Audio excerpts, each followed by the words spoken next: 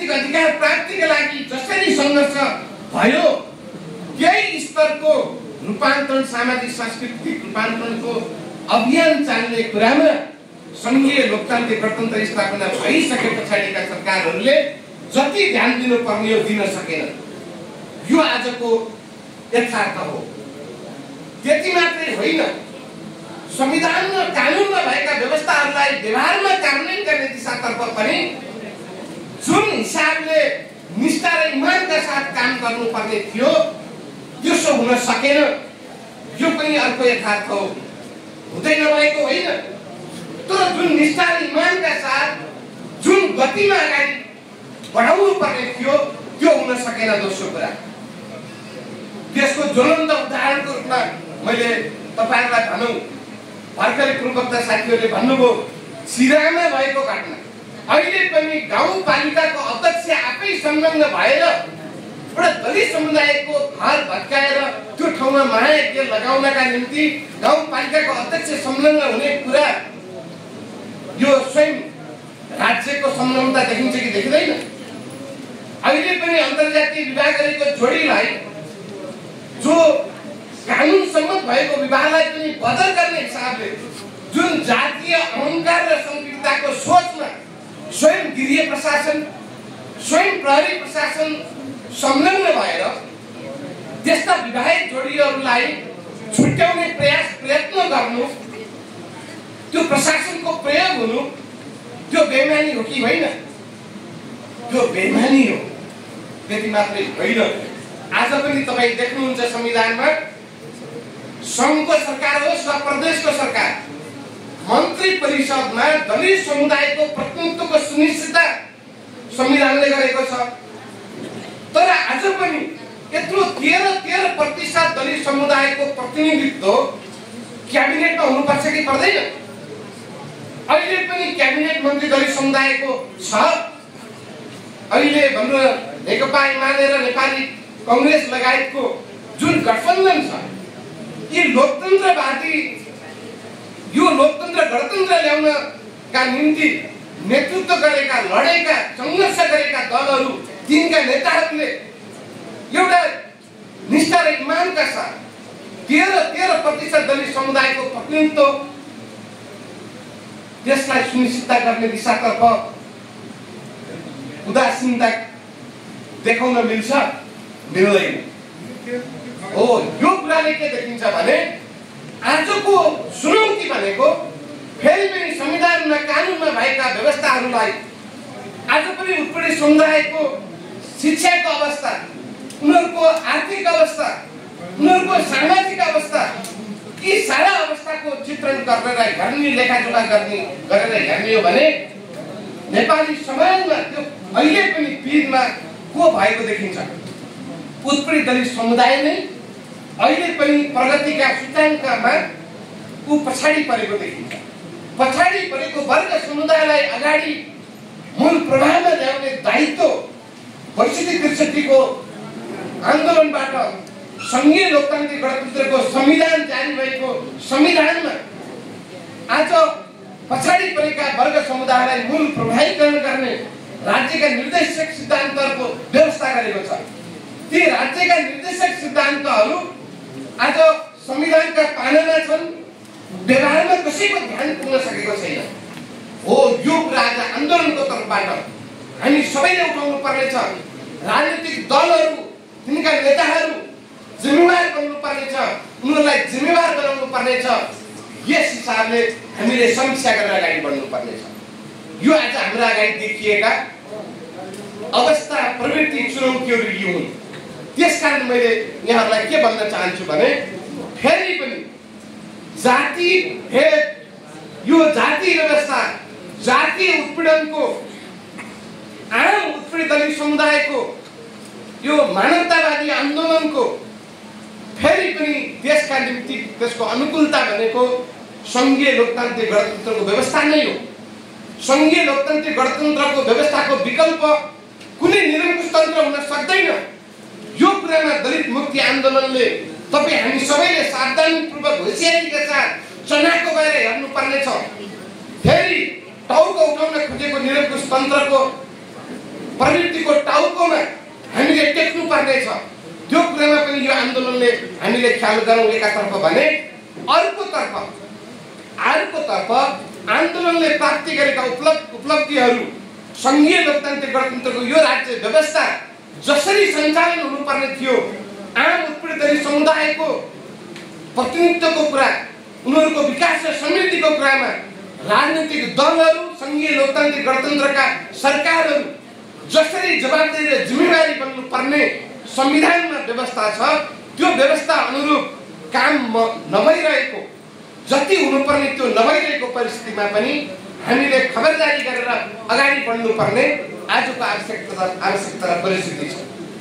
आज 60औं अन्तर्राष्ट्रिय यो जातिभेद तथा रङ्गभेद उन्मूलन अन्तर्राष्ट्रिय दिवसका सन्दर्भमा आज हामीले यसरी परिस्थितिको हामीले एउटा विश्लेषण गर्नुपर्ने, समीक्षा गरेर अगाडि बढ्नुपर्ने र हाम्रो आगामी बाटो तय गर्नुपर्ने छ। यो एउटा परिस्थिति छ। अब सिङ्गो दलित आन्दोलनको कुरा गरिरहँदा कहिलेकाहीँ हामी सबैले एउटा आफ्नो आत्मालाई साँच्ची राखेर आत्मसमीक्षा गर्न जरुरी छ। 6263 को परिवर्तन, संघीय लोकतान्त्रिक गणतन्त्रको यो संविधान, यो व्यवस्था आइसके पछाडि कता दलित आन्दोलन मुर्जाएको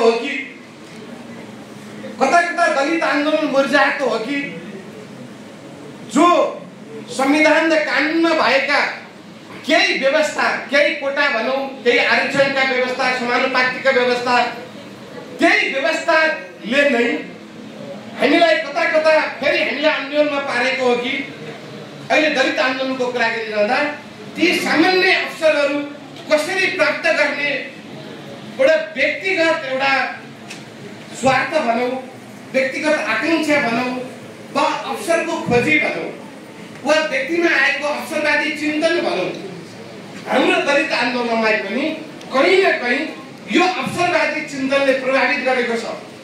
हामी सिङ्गो समग्र दलित आन्दोलनको ऐनाहरूलाई कसरी माथि उठाउने, कसरी यो आन्दोलनलाई एकताबद्ध भएर राज्यलाई जिम्मेवार बनाउने, उत्तरदायी बनाउने, संविधान र कानुन नभएका व्यवस्थालाई कार्यान्वयन गर्ने तहमा कसरी पुर्याउने भन्ने हिसाबमा हामी एकताबद्ध भएर लाग्नु पर्नेमा कता को पहिला उछिनो पाछिनो गर्दै कता त्यो अवसरमा हामी केन्द्रित भएर समग्र विषय हामीले भुलेका त होइनौँ।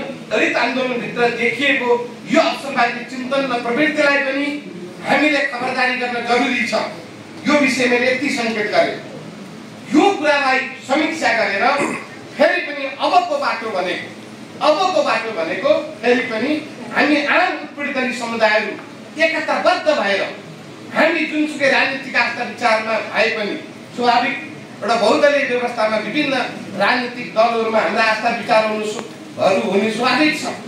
हामी विभिन्न सामाजिक सङ्घ संस्थामा रहेर काम गरिरहेका हौँला, विभिन्न कोणबाट हामी यो आन्दोलनमा समाहित भइरहेका हौँला, तर हामी जो जहाँ रहे पनि आजको आवश्यकता भनेको हाम्रा जाति व्यवस्थाका विरुद्ध, जातीय विभेद र यो शोषण उत्पीडनका विरुद्ध हामी एकताबद्ध भएर लाग्नु, संविधान र कानुनमा भएका व्यवस्थालाई कार्यान्वयन गर्ने तहमा हामीले पुर्याउनु, संघीय लोकतान्त्रिक गणतन्त्रका राजनीतिक दल र सरकारहरूलाई जिम्मेवार बनाउनु अनि आम उत्पीडित समुदायको हाम्रो यो समुदायका मान्छेहरूलाई पनि राज्यका एउटा सबै क्षेत्रमा कसरी उनीहरूको प्रतिनिधित्व र पहुँच सहभागितालाई कसरी सुनिश्चित गर्न सकिन्छ, यो समुदायमा भएका कला श्रम सिपको समुचित विकास, उनीहरूको क्षमतालाई कसरी अभिवृद्धि गर्न सकिन्छ, त्यो दिशातर्फ पनि केन्द्रित भएर लाग्नुपर्ने आजको आवश्यकता छ।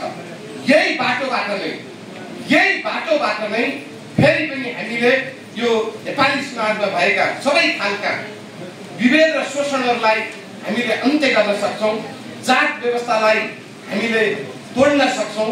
यो जात व्यवस्थालाई अन्त्य गर्दाका दिनमा हामी उत्पीडित समुदायको मात्रै मुक्ति हुनेवाला छैन। यहाँ त जात व्यवस्थाले माथि राखेको उपाध्याय बाहुनको घरभित्र पनि पारिवारिक सुख शान्ति फर्कनेवाला छ।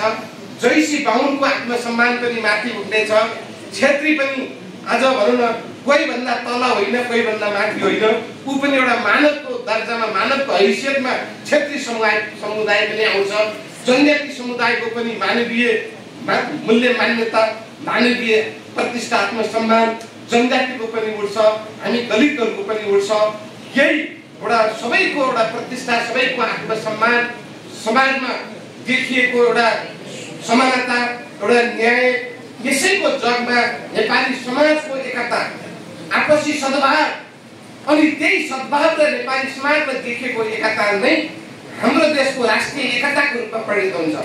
त्यही राष्ट्रिय एकताले नै हाम्रो देशको भौगोलिक अखण्डता, हाम्रो देशको राष्ट्रियता, हाम्रो देशको स्वाधीनता मजबुत हुन्छ। हामी नेपालीहरूका स्वाभिमानका शिर फेरि पनि संसार अगाडि जसरी हाम्रा पुर्खाहरू दृढतापूर्वक सङ्घर्ष गरे, लडेर मरे, पिठ्यू फर्काएर भागेनन्, जसले गर्दा आज पनि हामी बहादुर वीर गोर्खालीका सन्तान नेपाली नागरिक बनेर दुनियाँका अगाडि हामी चिनिएका छौँ। जन्मैदेखि स्वतन्त्र र अटल देश, कहिले कसैको उपनिवेश बन्न नपरेको, कहिले कसैको गुलाम नबनेको देश, त्यस्तो स्वतन्त्र स्वाभिमानी देशका नेपाली नागरिक भएर हामी बाँच्न पाएका छौँ। त्यसकारण यसैबाट नै हाम्रो देशको प्रतिष्ठा, हाम्रो देशको राष्ट्रिय एकतालाई हामीले माथि उठाउन सक्छौँ। यसकारण पनि सबै एकताबद्ध भएर समाजमा भएका सबै जाति समुदायलाई एकताबद्ध बनाएर संयुक्त राष्ट्र सङ्घको महासचिवले आह्वान गरे जस्तै जात व्यवस्था, जात र रङ्गभेद जस्ता विभिन्न खालका वा विभिन्न नाममा भएका सबै खालका विभेदहरूलाई समाप्त पार्ने दिशातर्फ सबैले सङ्कल्प गरेर एउटा विश्व एउटा भरि नै एउटा शक्ति निर्माण गर्ने जुन आज संयुक्त राष्ट्रसङ्घको महासचिवले आह्वान गर्नुभएको छ, त्यही भावनालाई आत्मसम्मान गर्दै अगाडि बढ्नका निम्ति आजको दिनले हामी सबैलाई प्रेरणा दियोस्। हामी एकताबद्ध भएर लागौँ, जात व्यवस्थालाई छिटै नै समाप्त पार्न आजको दिनले हामीलाई ऊर्जा भरोस्। यही शुभकामनाका साथ यहाँहरू सबै मिलेर मलाई आज प्रमुख अतिथिको रूपमा एउटा आमन्त्रण गर्नुभयो, तपाईँहरू सबैसँग भेटघाट गर्ने, यति कुरा राख्ने अवसर प्रदान गर्नुभयो। सबैलाई धन्यवाद दिएर मेरो आफ्नो धन्यवाद व्यक्त गर्न अनुमति चाहन्छु। धन्यवाद, सबैलाई नमस्कार।